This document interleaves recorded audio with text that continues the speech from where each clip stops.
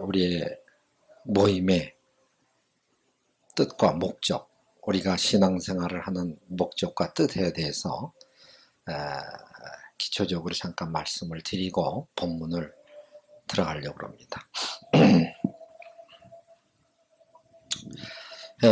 사실 우리가 아주 성경적인 또는 어떠한 세상적인 질문을 받을 때 아주 어려운 질문 있죠. 도저히 알 수 없는 질문을 받았을 때 당황을 하는 게 아니라 아주 너무나 일반적이고 상식적이고 아주 쉬운 질문을 받았을 때 의외로 당황하는 그런 모습을 많이 봐요. 왜 그러냐면 이 세상을 사는데 목적 없이 살고 있고 신앙생활을 하면서도 그 목적이 분명하고 뚜렷하지 못한 상태에서 신앙생활을 하고 있기 때문에 그래요. 무슨 얘기인지 아세요? 그래서 그런 질문을 던졌을 때 왜 삽니까? 왜 신앙생활을 하시죠? 했을 때 얼마나 일반적이고 쉬운 질문이에요. 그것 때문에 어떤 목적이 있어 살고 있고 어떤 목적 때문에 신앙생활을 하고 있을 텐데도 불구하고 사실 당황하게 되고 얘기를 하려면 엉뚱한 대답을 하게 된다는 거죠. 그래서 이런 것이 기초 강해를 이제 기초를 다지는 작업이다. 그래서 요즘 아주 거의 기초 강해를 하다시피 해왔어요. 왜냐하면 너무나 기초가 안 돼 있기 때문에. 오늘도 그런 면에서 조금 기초적인 말씀을 드리겠습니다. 신앙생활은 하나님의 말씀을 기초해서 하고 있습니다.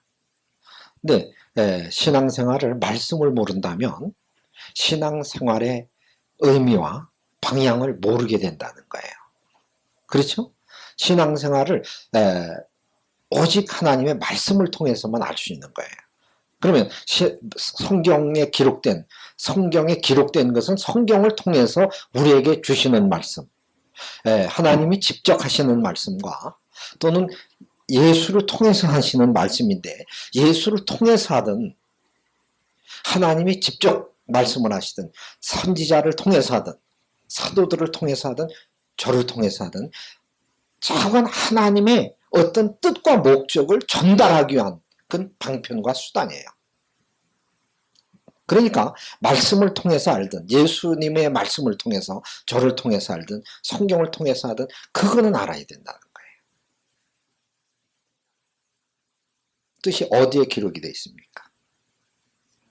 성경에. 성경 어디에? 창세기에. 그럴 줄 알았어요. 어디에 기록되어 있습니까? 하나님의 뜻이. 그렇죠. 성경 전체를 다 하나님의 뜻이 기록되어 있어요. 창세기는 하나님의 뜻이 제일 처음 기록된 것이죠. 그래서 창세기를 뭐라고 그랬죠?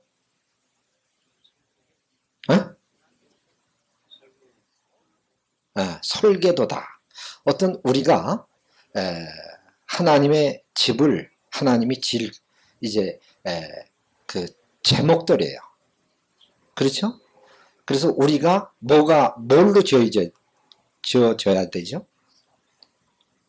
하나님이 뭘 짓겠다는 거예요? 하나님의 집을 짓겠다는 거죠. 하나님의 집. 그래서 하나님의 집을 뭐라고 그래요? 하나님의 성전이요, 하나님의 교회라고 그래요. 교회를 짓겠다는 것이 하나님의 뜻이고 하나님의 마음이에요. 아시겠어요? 그래서 결국 하나님이 우리에게 오셔서 하시고자 하는 것은 하나님의 집을 짓겠다. 이것을 구원이라고도 얘기를 해요. 그런데 창세기에 정확하게 나타난 것은 집을 짓는 거예요. 그래서 창세기에 나타나는 우리 하나님의 집을 짓기 전에 뭐가 있어야 된다고 그랬어요? 재료가 먼저 있어야 됩니까? 집을 지려면 제일 먼저 뭐가 필요해요? 설계도죠. 그래서 창세기 1장부터 3절은 하나님의 집을 지을 설계도를 제시한 것이 바로 창세기예요. 그래서 설계도와 뭐가 있어야지 집을 짓게 되나요? 네? 일하는 사람, 또 집을 지려면 설계도와 재료가 있어야 되고, 또 누가 있어야죠? 제일 중요한 집을 짓는 목수가 있어야 되죠. 그렇죠? 설계도가 있고 재료가 있고 목수가 있으면 집은 지어지는 거예요. 그래서 이 땅에 집을 지러 온 사람이 있는데 그분이 누구예요? 예수죠. 그래서 예수는 누구의 아들입니까? 하나님의 아들이라는 건 천하가 다 아는 것이고, 그래서 예수를 목수의 아들이라고 그래요. 왜 목수라고 그랬어요? 집 짓는 자의 아들이란 말이에요. 결국 목수의 아들이라는 것은 집 짓는 자의 아들이라는 거예요. 하나님이 뭐 하시는 거예요? 집 짓는 건축주요. 예수님은 뭡니까? 목수예요. 그래서 사도 바울도 뭐 하는 사람이었어요? 집 짓는 자였어요? 장막을 깃는 사람이죠. 장막도 뭡니까? 집이죠. 그래서 우리가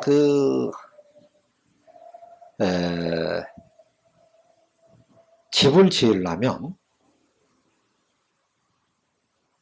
제일 첫째 무엇을 알아야 돼요? 무엇을 알아야 돼요? 집을 안 지어보셔서 지지를 알아야 돼요. 지금 집을 변함없이 지으려고 애는 쓰는데 하나님의 집을 짓는 교회도 없고 짓는 사람도 없어요. 왜 그러냐면 왜 그렇죠? 하나님의 설계도를 볼 줄을 모른다는 거예요.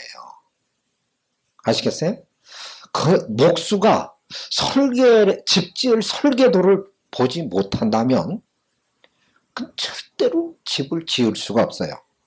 그래서 설계도를 못 보니까 지 멋대로 때려서 지가 부상해서 지어놓죠.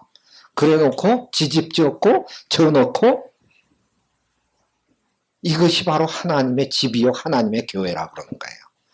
그래서 그 집을 짓는데 몇 천만 원, 몇억 혹은 몇백 억을 들여서 지어놓고 이것이 하나님의 거룩한 성전입니다. 여기서 하나님의 열쇠를 가지고 땅에서 풀면 하늘에서도 풀리고 여기서 잠그면 하늘에서도 잠깁니다. 이러고 설교를 하는 거예요. 그래서 지금 하나님의 집을 짓지 못하고 세상 집을 지어놓고 이게 하나님의 성전이요 하나님의 교회라고 그러고 있다는 거예요.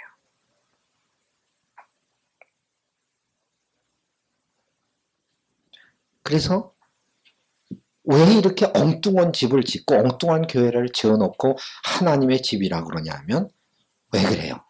건축자들이 설계도를 못 봐서 그러는 거예요. 설계도. 누가 설계도를 정확하게 봤습니까? 예수님만이 하나님의 설계도를 정확하게 보고 예수님만이 세상에 집을 짓지 않고 하나님의 교회, 하나님의 집을 설계도에 의해서 그대로 똑같이 짓고 가신 분이 바로 예수님이에요. 그래서 그분이 건축자고 하늘의 건축 자격을 가진 분이에요. 그래서 바로 12집, 12 하나님의 교회, 12 하나님의 집을 짓고 가셨어요. 왜? 설계도를 볼 줄 아는 진짜 목수기 때문에 그래요. 지금 이런 십자가를 붙여놓고 이런 보이는 건물을 지어놓고 그걸 하나님의 교회라고 그러죠. 이런 건물 교회를 최초로 지은 분이 있죠. 이 세상에 누굽니까?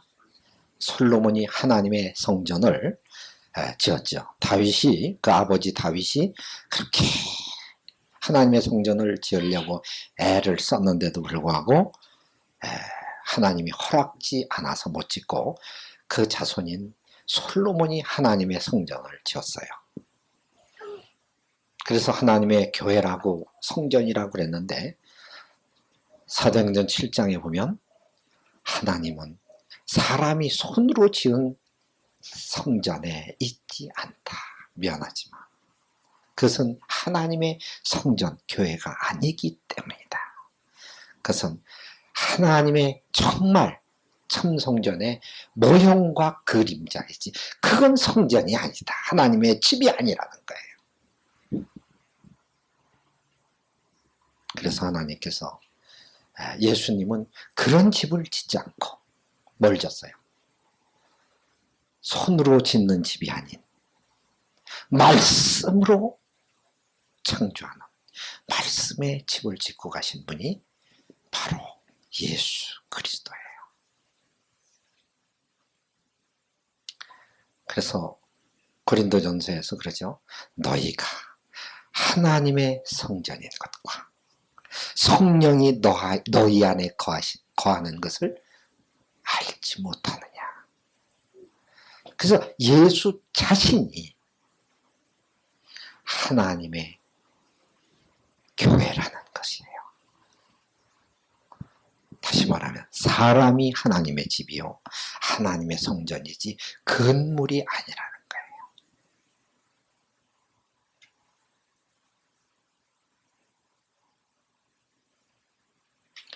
세상 교회는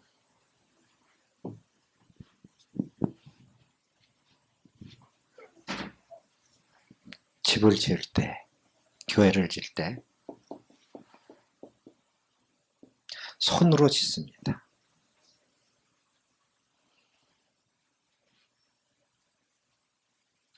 하나님의 교회는 뭘로 짓습니까? 하나님의 말씀으로 짓습니다. 세상 교회는 세상에 있는 제목들이지만 하나님의 교회는 자료가 말씀입니다.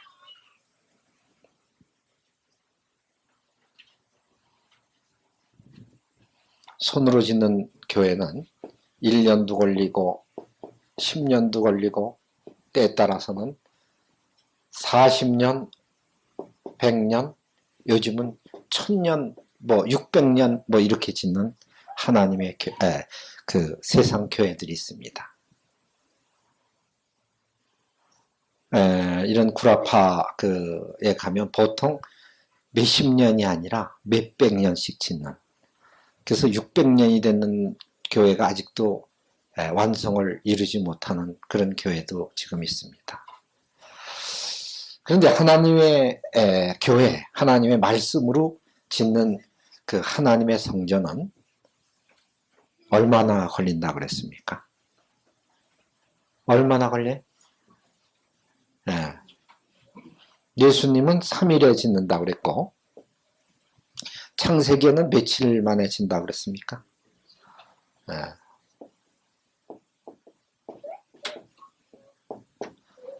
그래서 하나님의 성전은 6일 창조입니다.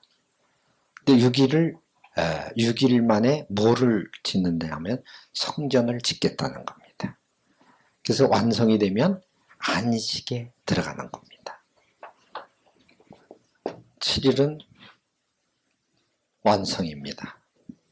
그러면 우리가 그래서 천지 창조를 6일 만에 했다. 교회에서 그러죠? 6일 만에 정말 했습니까? 그러니까 그 하나님의 일일은 세상의 1000년이다. 그래서 6일이 6000년이다. 아주 그럴듯하게 마치죠.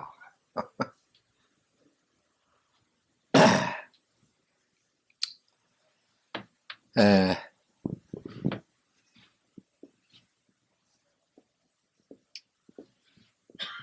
그런데 엿새 창조라는 것은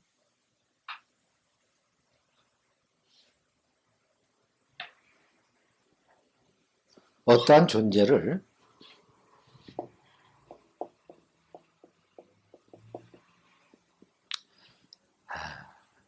여섯 번 창조한다. 여섯 번의 창조를 한다 이런 얘기입니다. 그래서 한 존재가 어떤 존재가 첫째 존재 1단계를 거치면 2단계로 가는 겁니다.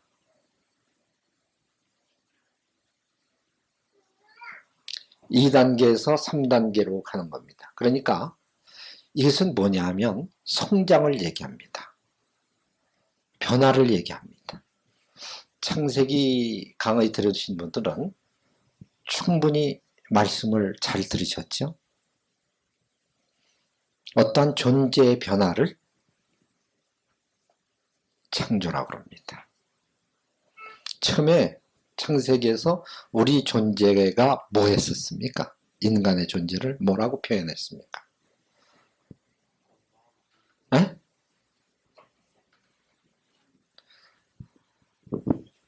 오래됐으니까 에?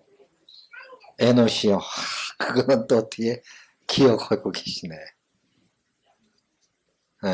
아유 참 그래도 다행이시네요.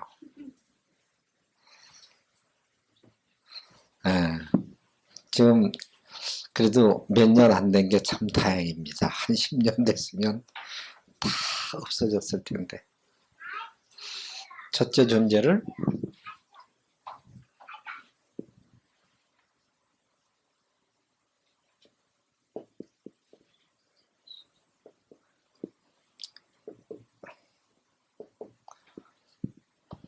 세레츠라고 그랬죠. 세레츠. 세레츠가 뭐 했었습니까? 미생물이에요. 이건 짐승도 아닙니다.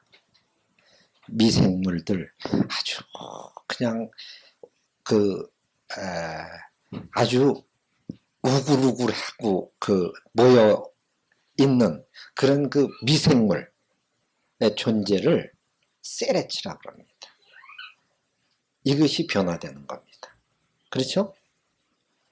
여러 가지 단계가 있는데 세레츠가 이제 뱀이 되고 고기가 되고 들짐승이 되고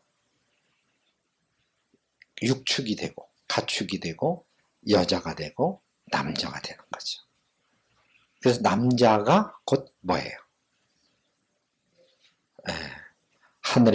하나님의 형상과 모양을 따라 지음을 받은 하나님의 아들을 남자라고 합니다.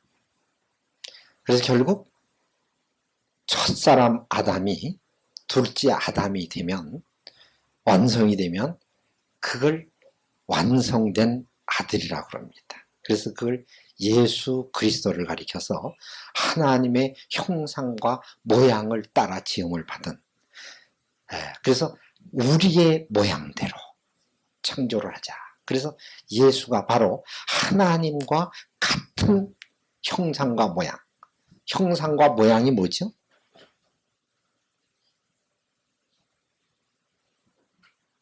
뭐가 형상과 모양이라고 그랬나요? 형상은 뭐고 모양은 뭡니까? 형상과 모양이라는 것은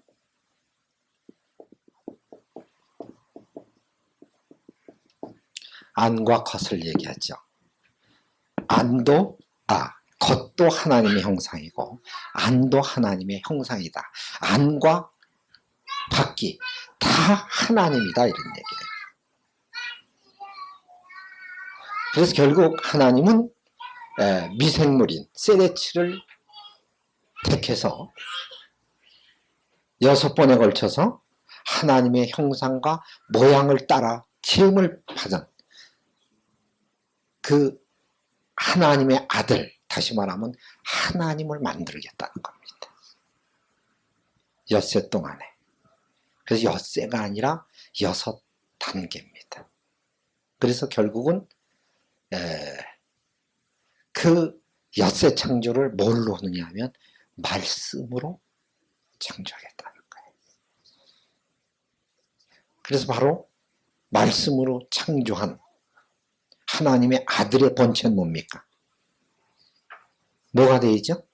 말씀이 되죠. 그래서 바로 예수는 뭐가 육신화된 분이에요?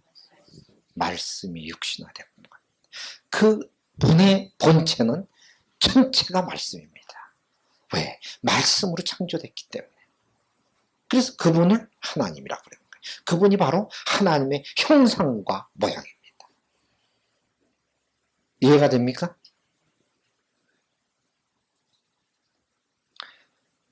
그러면 하나님께서 성경에 기록된 말씀, 성경을 통해서 우리에게 말씀하시는 것은 바로 여러분들을, 처음에 세레추로 시작된 여러분들을 불러서 엿새 만에 6단계를 거쳐서 하나님의 모습으로 만들겠다, 창조했다, 이런 얘기입니다.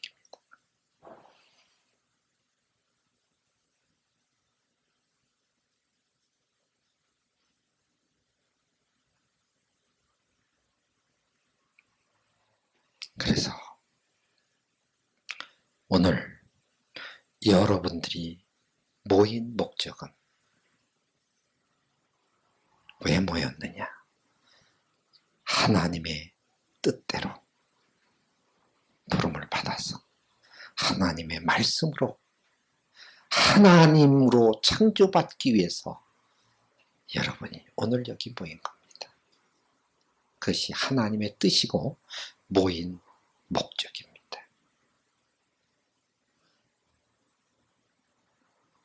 그런데 중요한 것은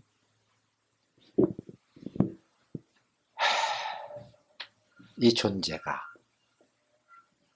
여기 앉아서 믿기만 하면 안식에 들어간다. 싹분들이 이렇게 가르쳐 줍니다. 그래서 이 지점에서 출발 한번 못 해보고 결국 믿음 하나 붙잡고 신앙생활 하다가 결국 요 세레츠 상태에서 죽는 겁니다.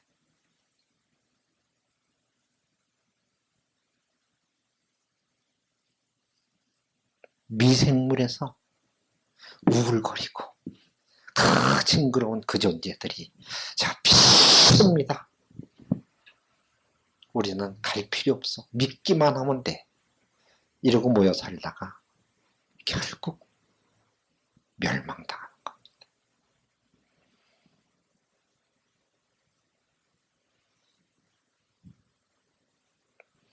창조는 추상적인 것이나 가상적인 이런 게 아닙니다. 실제 창조입니다. 우리가 말씀으로 날마다 실제 변화돼서 날마다 창조가 되어야 되는 겁니다. 날마다 여러분의 모습이 어떠한 존재를 향해서 날마다 변화를 받아야 되는 겁니다. 그래서 로마서 12장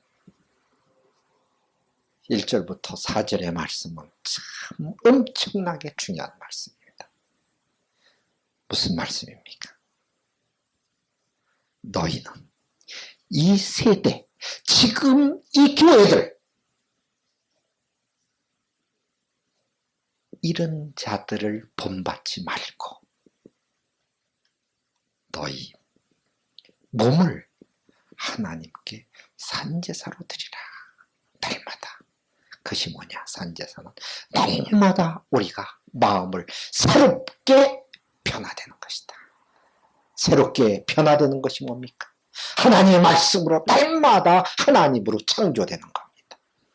그것이 하나님이 받으시는 제사라는